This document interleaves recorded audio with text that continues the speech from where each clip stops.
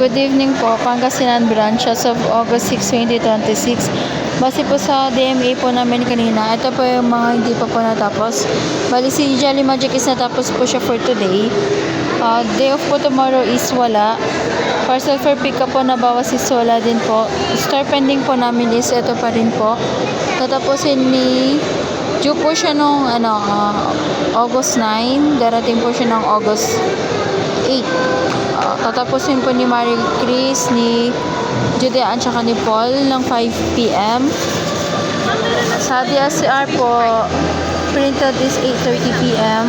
Issued receipt namin is 4. Consumable use is DTF. FB page ng sagutan is 5. Key holder po tomorrow si Chris and Judy. Po yung production po na. Ito naman yung locker po.